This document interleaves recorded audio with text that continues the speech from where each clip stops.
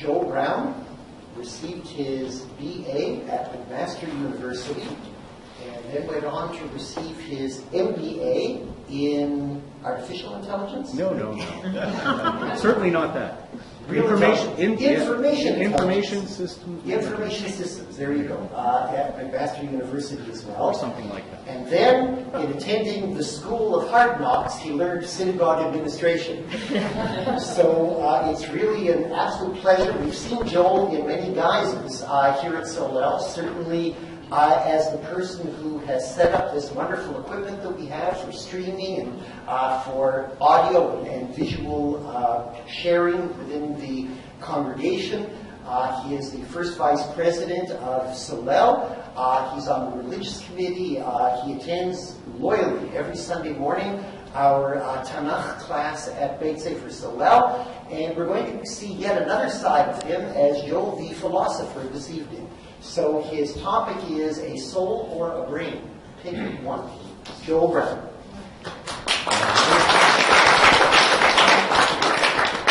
So, importantly, it's I'm just going to put a little dance on here for a second. There's a question mark at the end of that. This is our question for tonight. So, I'm just going to juggle a few things around here, and while you're pondering our question.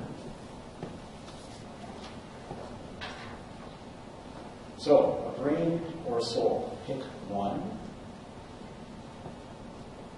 Let's begin with a little word association. So I'm going to say a word, you guys know how this works, and you say the first word that comes to mind. So if I were to say up, what would you say? Okay. What about left? Right. Okay. And naturally, one of the first things that we think about is the opposite. And we're taught to think this way from the time we're babies. One of the first books that we ever read our children is Boynton's Book of Opposites. Here are some more examples from this famous book.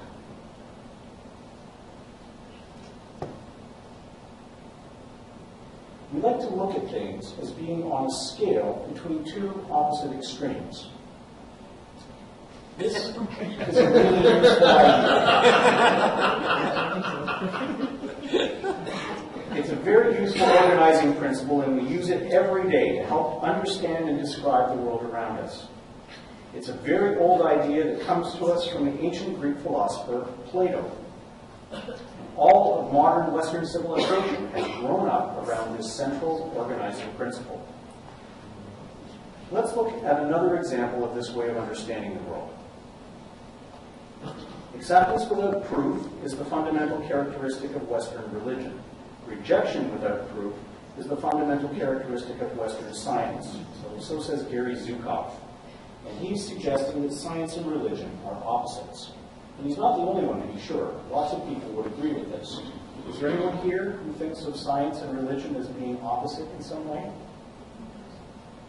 Okay, a few people are willing to admit it, but you know I'm going to disprove you by the end of the evening.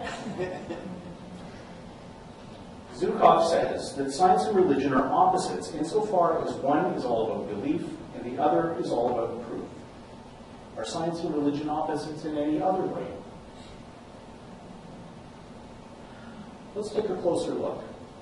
What would you say science is really all about? In other words, what's the essential point of all scientific endeavors? Search for the unknown. Okay? Yes? I think to discover the theory of everything. Okay. Ultimately. Okay, good. A rational explanation for our existence. Okay. Yes, Suzanne? Proving a hypothesis. All right. So I think what you're getting at is that science is about understanding the universe and how it really works. Do you agree with that? Let's ask a famous scientist what he thinks. Jacques Cousteau said, "What is a scientist after all? It is a curious man looking through a keyhole, the keyhole of nature, trying to know what's going on." This is also a very well-established idea that goes back centuries, just as far back as Plato actually. So, It seems that the popular notion is that science is about discovering how the universe really works. It's about facts. It's about what's observable. It's about reality. So, if religion is the opposite of science, what does that tell us that religion is supposed to be about?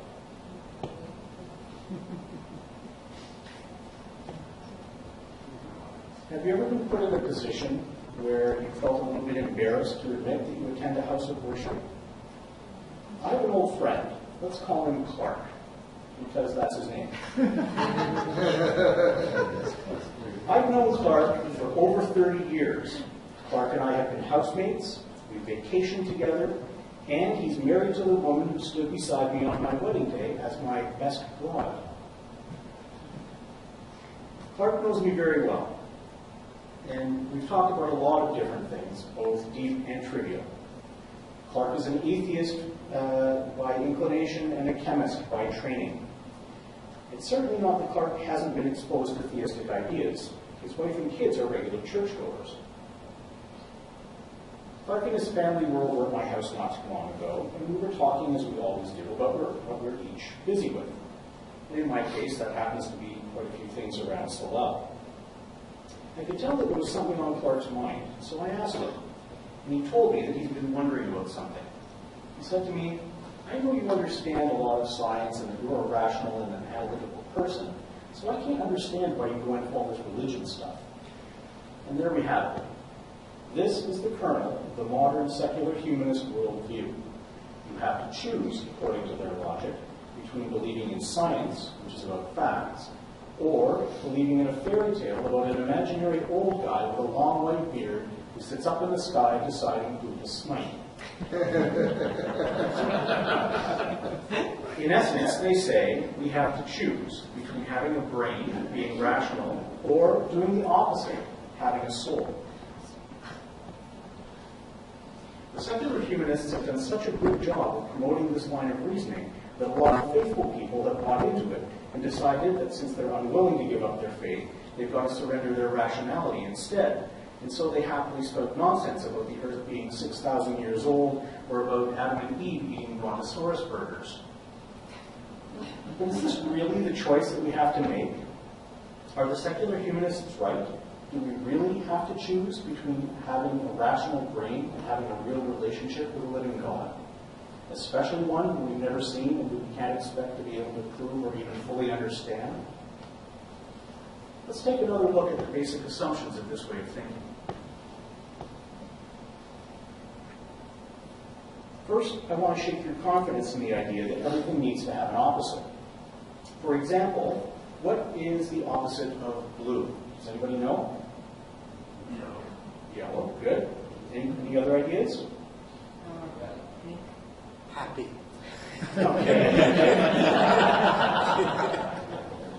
So, here are some different ideas about what blue and its opposite might be. In the subtractive color model, the opposite of blue is yellow. In the primary, secondary, tertiary color model, the opposite of blue is orange. In the radiation wavelength model, blue doesn't have an opposite at all. Instead, it's one point along a continuum of radiation wavelengths. So what do we make of all of this? Blue has two different opposites, or no opposite at all, depending on the narrow context you're looking at. This shows us pretty clearly that being an opposite in one sense doesn't necessarily mean being an opposite in any other sense. Let's try a harder one. What's the opposite of circular? Square. Okay, so every shape is somehow on a scale between a circle and a square. Does that make sense? No. No. See? So, all right. What about, here's another one. What's the opposite of chair? This is the idea that Plato taught us and that's grown up to be the central organizing principle of Western civilization. Plato said that there's such a thing as the idea of the perfect chair, and that we somehow all have access to this idea in our heads, Platonic conception of that time. Plato said that when we recognize that something is a chair, it's because we can see that it's pretty far along the scale of what our shared perfect notion of a chair looks like.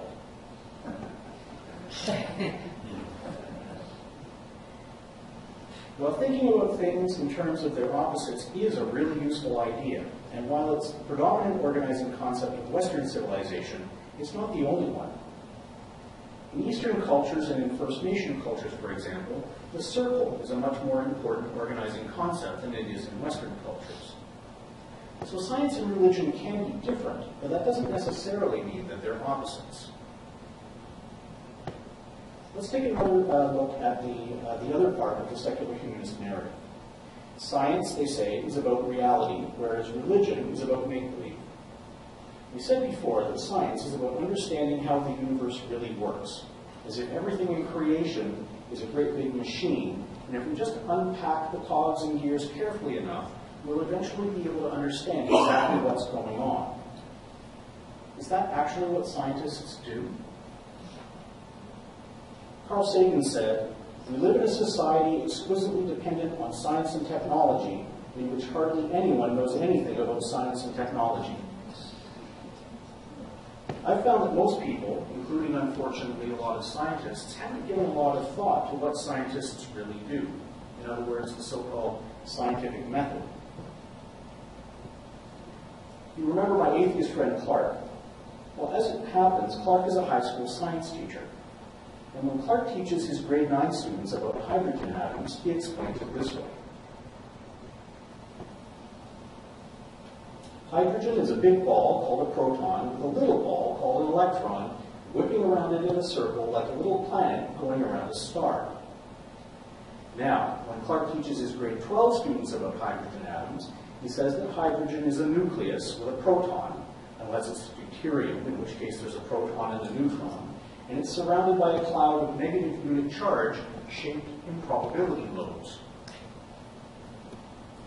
When Clark's students go off to university, their chemistry professors tell them that there's no such thing as a proton. The nucleus of a hydrogen atom is made up of quarks, leptons, and bosons, each of which have various types, and that the shape of hydrogen really looks like this. So what's going on here? I know Jeff is looking at this, you're confused, but it's easier to understand when you realize that it's expressed in polar coordinates. You're telling us to use it.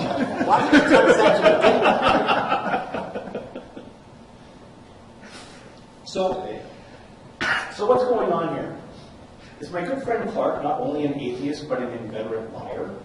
Did he somehow forget all of the reality that he learned in university when he got his BSc in chemistry? The answer, of course, is no. What Clark teaches his students in different grades and what they go on to learn in university are successively more complex models of a hydrogen atom. Let's stop and underscore the word model. What do we mean by a model? It's a thing which looks like, maybe even acts like something, without actually being that thing in reality.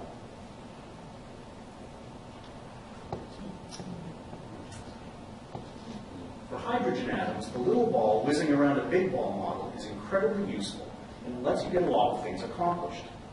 For example, it explains why it takes 2 hydrogen atoms and 1 oxygen atom to make a water molecule. The problem is that there are things that can't be described or predicted using that simple model. For example, why water molecules are bent.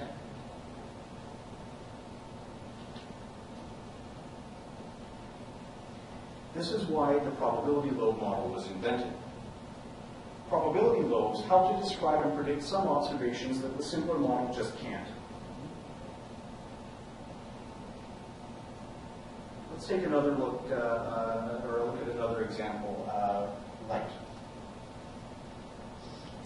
One model of light says that it's made up of particles called photons. The particle model explains how mirrors and prisms work, but it can't explain pinhole cameras.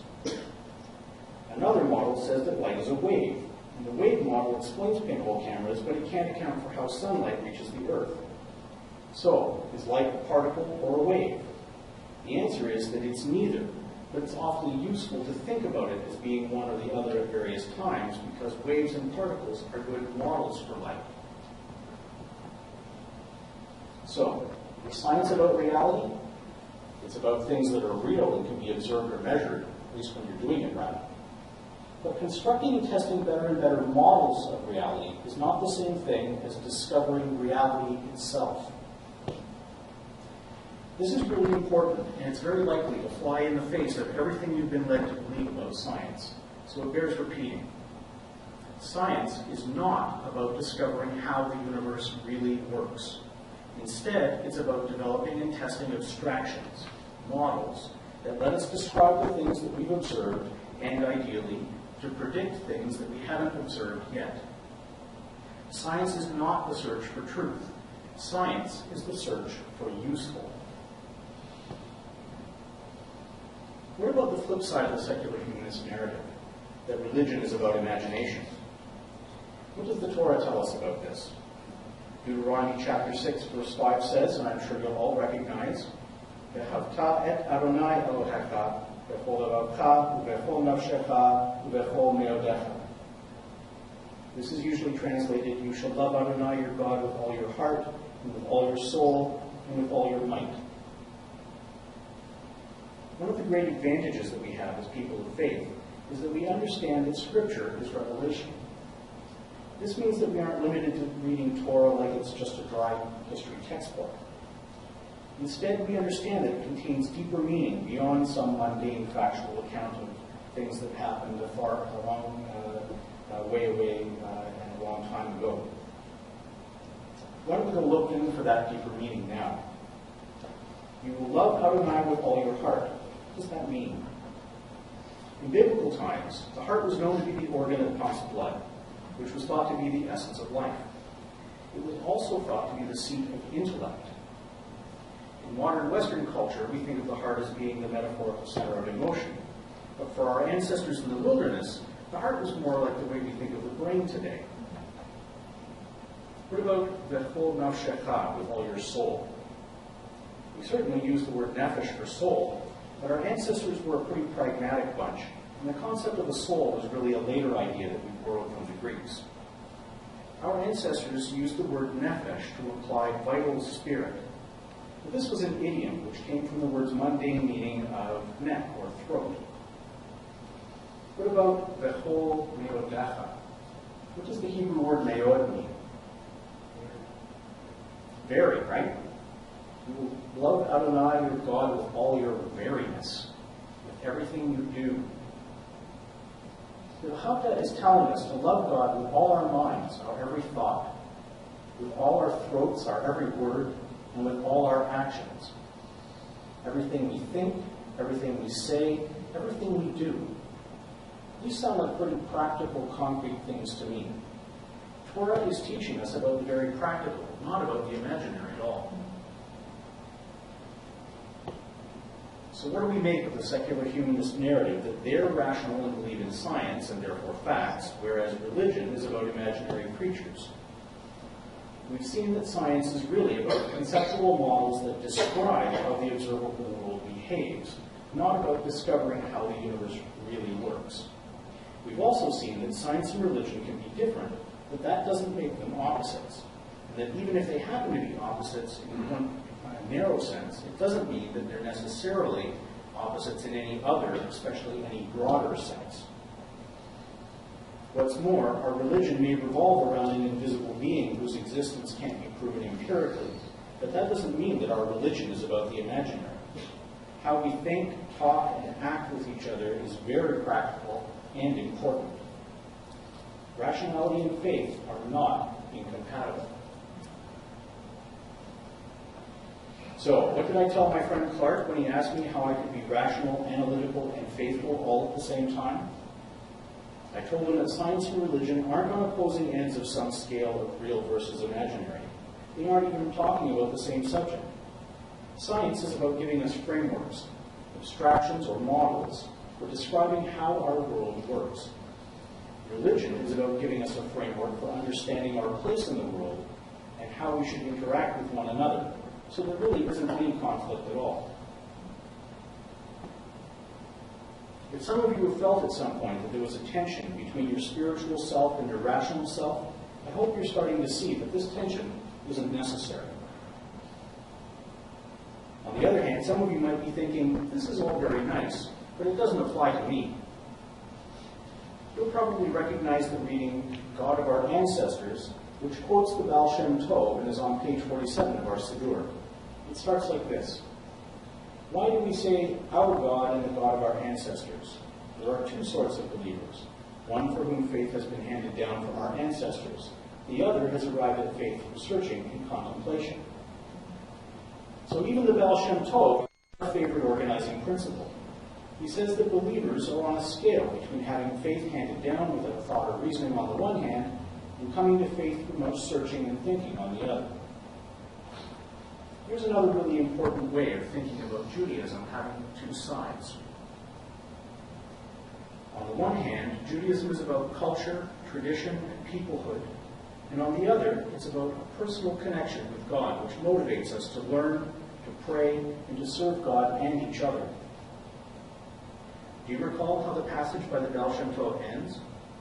He says that the one who combines both kinds of faith is invulnerable. In the same way, combining our culture and traditions with a real and personal sense that we each have a part to play in God's plan for the world makes us stronger. So, if you run into my friend Clark or anyone else who tells you that you have to choose between having a brain or having a soul, you can tell them that you'll have one of each. Thank you very much. Because they work best when they're used together. Are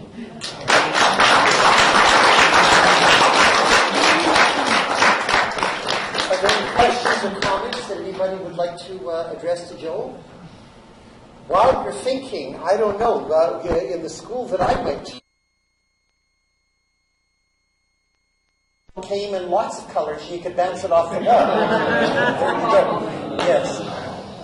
So, any questions? Jeffrey. I wondered if, so many things, but I wonder if you could respond to sort of one of many moves in the scientific, sort of community in the past sort of 10 to 20 years, which is post-positivism, which recognizes that positivism has its limitations. They're not really ready to give it up, but they recognize that there are. So I guess what I'm really asking is, do you see that as a gesture towards the marriage of heart and brain, or is that still housed within thinking? I think some of you may have seen in the news not too long ago, there was a debate between Bill Nye, the science guy, and what's his name? Ken Ham. Trafe, anyway. The creator of the Creation Museum.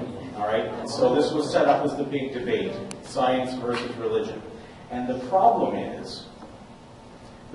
with the whole discussion has been that you have fundamentalists on both sides of a question, and it doesn't leave you any room for any kind of rational conversation. And so somebody who, you take Richard Dawkins, who's a pretty, we'll talk about Urim and Haman, he's a pretty villainous guy to people of faith, I think, saying that, God is the cause of evil and that kind of stuff on the one hand, and then you have people who insist on crazy talk that flies in the face of everything that they can see and perceive with the brains that God gave them. You're not going to get a healthy conversation. And so, really, what we would like to have, ideally, and I think that Reform Jews, by the way, are perfectly situated to lead this discussion and to be a light to the nations. I think most of them have figured out monotheism, and so the light that we can be to nations now is liberalism and common sense. And so we need to set aside the orthodoxies of science and the orthodoxies of fundamentalist religion and say, there's room for both of these things, and that science, in the same way that Ken Ham thinks that the way he reads the Bible is pure truth to him, the way he perceives it, a vehement atheist would say the same thing about science, but really, if you ask William James, who the rabbi mentioned to me while we were in the airport reading something, and he said, I was getting these texts from the rabbi, hey, did you read this? So William James was a guy who said that science is a belief system too. So, he was talking about knowledge and how do we know anything, and this is all really, very, very philosophical stuff. You can really talk yourself in a circle with this kind of thing. But it's a helpful idea to remember that, even if you believe in an objective truth, how do you know that you're really perceiving it and this kind of stuff? And so when you open yourself up to the idea that it's a complicated question, then you open yourself up to the nuance of,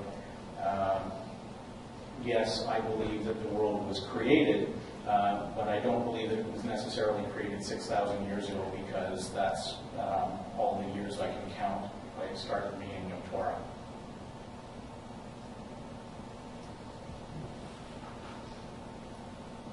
I think you've answered all of our questions, Joe. All right. Thank you very much. Yeshikoah.